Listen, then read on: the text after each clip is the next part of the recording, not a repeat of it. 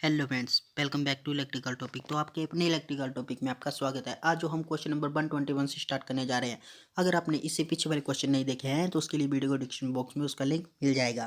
तो चलिए question number 121 से स्टार्ट करते हैं। तो क्वेश्चन नंबर 121 जो है, डीसी श्रेणी व समांतर परिपथ के लिए नीचे दिए गए कथनों में से कौन सा सही है। मीन्स की डीसी सीरीज व पैरेलल सर्किट में नीचे दिए गए कथनों में से कौन सा सही है, ये पूछा गया है। तो ऑप्शन नंबर ए है वोल्टेज जुड़ी रहती है, ऑप्शन बी पावर जुड़ी रहती है, ऑप्शन नंबर सी धारा जुड़ी रहती है, ऑप्शन डी में से कोई नहीं। तो मैं डीसी परिपथ की बात हो रही है, तो डीसी परिपथ में जो है पावर जो वो जुड़ जाती है। डीसी में आपने याद रखना है हमेशा, डीसी श्रेणी व समांतर परिपथ हेतु दोनों में शक्ति जुड़ी जाती है, मीन्स की पावर जो वो जुड़ जाती है। श्रेणी में वोल्टेज जुड़ते हैं तथा समांतर में धारा मीन्स की करंट जुड़ती है। तो मैं बता दूं इसकी पावर जो P1 plus P2 plus P3 इस तरह जो श्रेणी के व समांतर में दोनों में ऐड होती रहती है। तो इसी प्रकार नेक्स्ट क्वेश्चन जो आएगा, नेक्स्ट क्वेश्चन भी एक सिंपल सा क्वेश्चन है लेकिन इंपॉर्टेंट क्वेश्चन है। 122।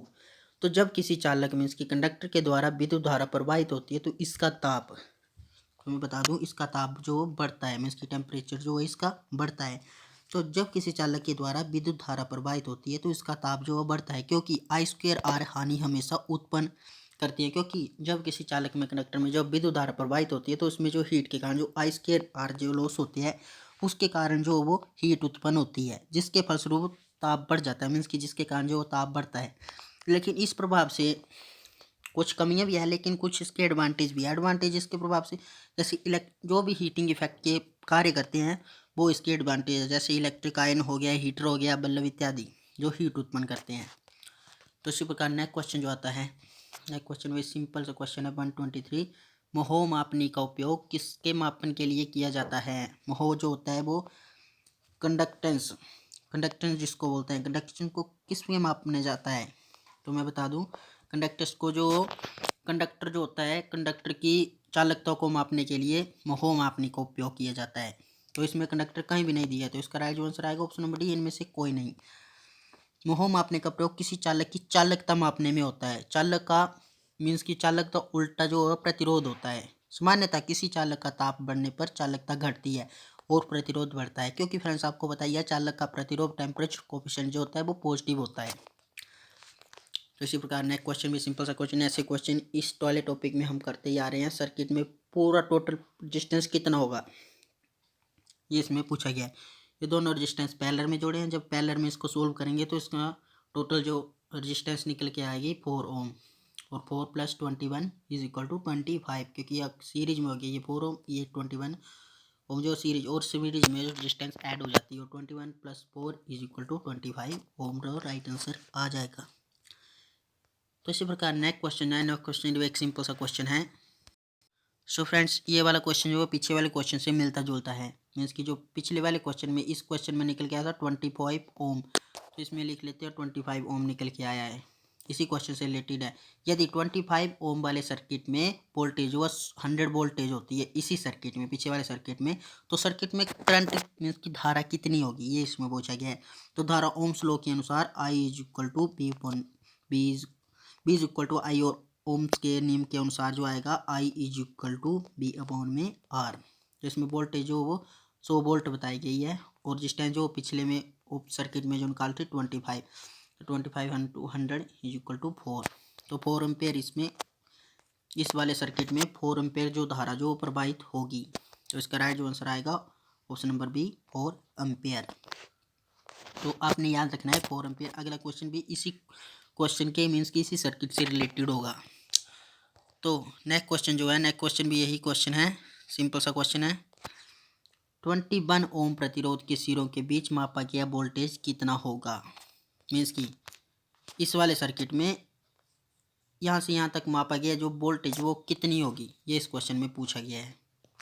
तो मैं बता दूँ B is equal to I R, B is equal to I R. तो हमारे पास करंट निकल के आया था आई जो है 4, और रजिस्टेंस जो है 21 ओम दिया है, 21 ओम वो वाला रजिस्टेंस था लास्ट वाला, तो उसमें 21, तो 21 × 4 इज इक्वल टू 84। तो ऑप्शन नंबर डी इसका राइट आंसर आ जाएगा। उस वाले सर्किट में 84 वोल्टेज धारा बहेगी 21 वाले ओम वाले रजिस्टेंस में, उसके अक्रॉस। तो इसी प्रकार नेक्स्ट क्वेश्चन भी आएगा। नेक्स्ट क्वेश्चन इंपॉर्टेंट क्वेश्चन है। इसमें बताया गया है आर प्रतिरोध के तार को n बराबर भागों में काटा जाता है, फिर इन भागों को समांतर क्रम में जोड़ा जाता है, मीन्स की पैरेलल में जोड़ा जाता है, तो इसका जो है तुल्य मीन्स की टोटल प्रतिरोध होगा। ये इसमें पूछा गया है। और ये RRB रांची लोको पायलट के लिए भी पूछा गया है क्वेश्चन, और IOF 2015 में भी पूछा गया है। तो मैं बता दूं, आर प्रतिरोध के तार को n बराबर भागों में बांटा जाता है, फिर समांतर में जोड़ देते हैं, तुल्य प्रतिरोध जो होगा R/n होगा। R/n मीन्स की ऑप्शन नंबर ए। तथा n समान भाग के प्रतिरोध R को, जिसमें सब R क्षमता है, तो समतुल्य प्रतिरोध टोटल प्रतिरोध जो होगा I = R/n। इसकी राइट ऑप्शन आएगा ऑप्शन नंबर ए, R/n। तो इसी प्रकार नेक्स्ट क्वेश्चन भी एक सिंपल सा क्वेश्चन है। 2.2 किलोवाट 220 वोल्ट वाले हीटर का प्रतिरोध मीन्स की रेजिस्टेंस कितना होगा। वेरी इंपॉर्टेंट क्वेश्चन है। तो इसका जो आंसर आएगा ऑप्शन नंबर बी 22 ओम, क्योंकि फ्रेंड्स 1 मेगा ओम बताया गया है। तो 10 किलोमीटर लंबी केबल के इंसुलेशन प्रतिरोध 1 मेगा ओम है। 15 किलोमीटर लंबाई के लिए इसका प्रतिरोध जो होगा 0.2 मेगा ओम होगा। केबल के विद्युत रोधन प्रतिरोध लंबाई के व्युत्क्रमानुपाती होता है, मीन्स की इनवर्सली प्रोपोर्शनल होता है। तो इसका सोल्व करने के बाद इसको जो 1 मेगा ओम अपॉन में R2 = 50/10, तो इसको सोल्व करने के बाद जो आएगा R2 की जो वैल्यू आएगी वो आएगी 0.2 मेगा ओम। इसको R2 की वैल्यू जो आएगी 0.2 मेगा ओम। तो इसको सोल्व करने के बाद जो आएगा 22 ओम, इसका राइट आंसर। तो इसी प्रकार नेक्स्ट क्वेश्चन जो आएगा, और इस क्वेश्चन को आप सेकंड फार्मूले से भी कर सकते हैं। सेकंड फार्मूला जो वो बिल्कुल इजी है, R = B²/W। इस वाले फार्मूले से भी आप इजीली सोल्व कर सकते हो। मीन्स कि 220 × 220/2.2 किलोवाट। तो मैं सोल्व करके बताता हूँ इसको। 220 × 220 अपॉन में जो 2.2 किलोवाट है, इसको हम लिख सकते हैं 2.2 मल्टीप्लाई किलो की वैल्यू जो होती है 1000। तो इसको सोल्व करने के बाद जो आएगा डायरेक्ट ही 22 आ जाएगा, 22 ओम। तो फ्रेंड्स इसी प्रकार नेक्स्ट क्वेश्चन जो आएगा, नेक्स्ट क्वेश्चन जो है 129। 10 किलोमीटर लंबी केबल का इंसुलेशन रेजिस्टेंस 1 मेगा ओम है। 50 किलोमीटर लंबाई पर इसका रेजिस्टेंस होगा। तो 10 किलोमीटर लंबी केबल के लिए इंसुलेशन प्रतिरोध 1 मेगा ओम है। तो 50 किलोमीटर लंबी इंसुलेशन के लिए इसका प्रतिरोध होगा 0.2 मेगा ओम। तो इसको पिछले वाले क्वेश्चन पहला मेथड जो बताया था उसके अनुसार करने से इसकी जो वैल्यू आएगी 0.2 मेगा ओम, जो इसका राइट आंसर आ जाएगा। तो इस प्रकार आज का फाइनल जो क्वेश्चन आता है, फाइनल क्वेश्चन एक इंपॉर्टेंट क्वेश्चन है, लेकिन सिंपल सा क्वेश्चन है। ऐसे क्वेश्चन ही कॉम्पिटिटिव एग्जाम में पूछे जाते हैं। तो शंट प्रतिरोध की तुलना में किसी एमीटर का प्रतिरोध होगा। तो इसमें एमीटर का रेजिस्टेंस पूछा है शंट रेजिस्टेंस की तुलना में।